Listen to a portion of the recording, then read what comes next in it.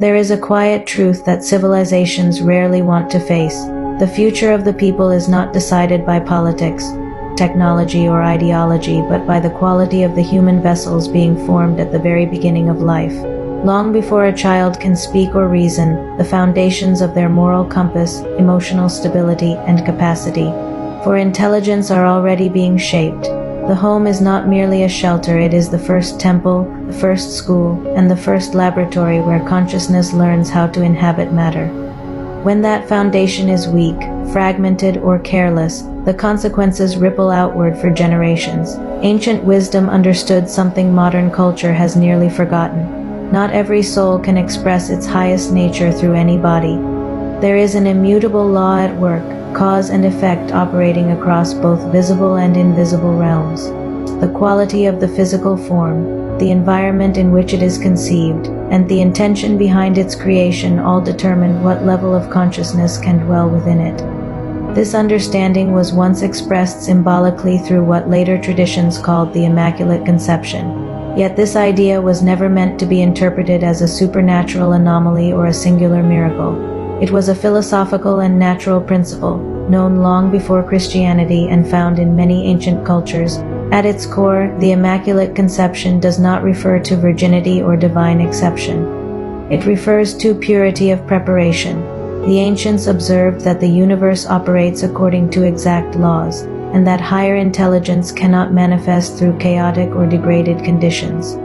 When a great soul was destined to enter the world, the body meant to house it had to be prepared with care, physically, emotionally, mentally, and morally. This preparation was not accidental. It was intentional, disciplined, and often communal. The coming of such souls was marked not by spectacle, but by readiness. Human beings are limited by the bodies they inhabit. This is not a moral judgment, it is a natural fact. The body is shaped by heredity, nutrition, environment, emotional climate, and the conditions present during its formation. The wiser civilizations understood this deeply. They knew that a refined body supports a refined mind, and that clarity of mind allows deeper understanding to emerge. For this reason, those cultures took extraordinary care in preparing parents, environments, and even communities when a child of spiritual or philosophical importance was expected to be born. Certain ancient groups devoted themselves entirely to this principle.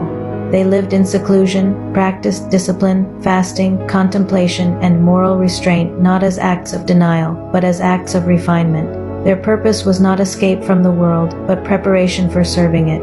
They understood that the human body is not merely biological matter, but an instrument through which intelligence expresses itself. When the instrument is distorted, the expression becomes distorted as well. This brings us to a difficult but necessary truth. Much of what we call social dysfunction is rooted not in evil intent, but in physical and psychological limitation. When bodies are weakened, overburdened, or malformed by neglect, the soul struggles to express itself clearly. From this arises confusion, frustration, aggression, and despair. Crime, sorrow, and illness are not random. They are often the downstream effects of lives forced to operate through vessels that cannot support higher function. The law of attraction, properly understood, operates here as well. Souls are drawn to conditions that resonate with their nature. When the world is careless in preparing bodies, when ideals are ignored, and when responsibility is abandoned, higher intelligences simply cannot enter. What arrives instead are souls limited in what they can express, not because they are inherently inferior, but because the conditions provided cannot sustain anything greater. The tragedy is not that higher beings refuse to come, it is that we have made no place for them. The responsibility then does not lie with the incoming soul, but with those who prepare the way. Parents do not merely give birth to children. They invoke lives into manifestation, and every invocation has consequences.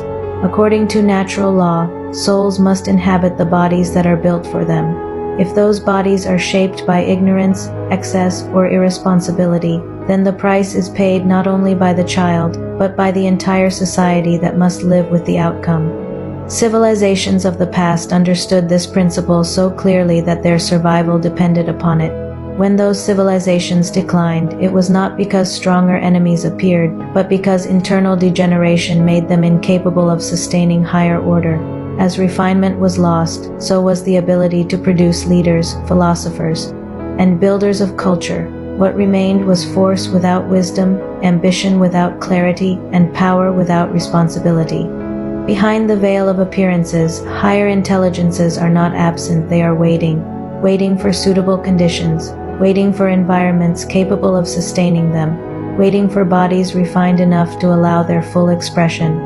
These intelligences cannot simply override natural law, they must enter through lawful means until humanity learns again how to build not only structures, but human beings. This potential remains largely unrealized.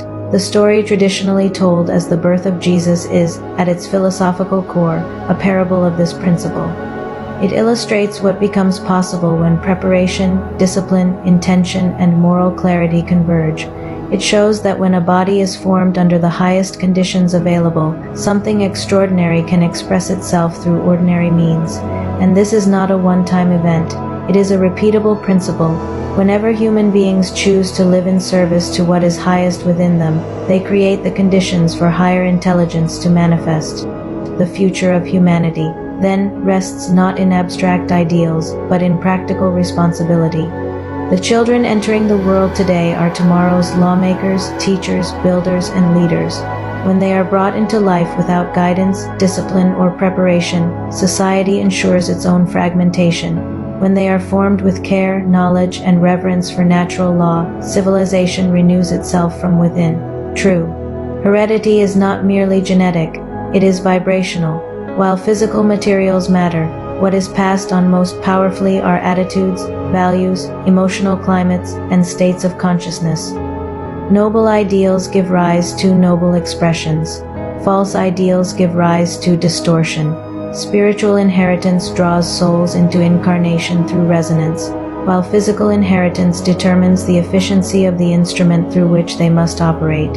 When distilled to its essence, the Immaculate Conception is not mystical fantasy, it is practical philosophy. Immaculate means clean, coherent, aligned. It points to a clean beginning governed by nature's highest laws, applied to her most delicate and demanding work, the formation of a human body capable of housing living intelligence.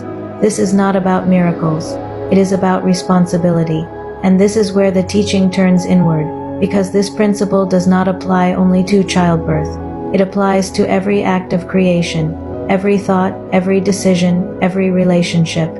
Every life path we bring into form follows the same law. What we prepare for consciously, we receive in clarity. What we create carelessly, we experience as limitation.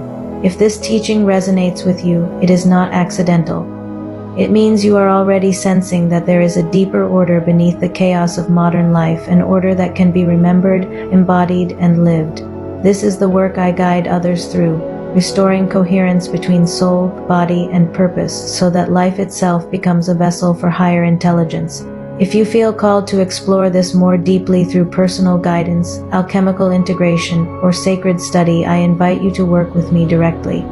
Book a one-to-one session, join the alchemical garden, or enter the teachings of the Spiral Codex, awakening through the 22 gates of soul alchemy.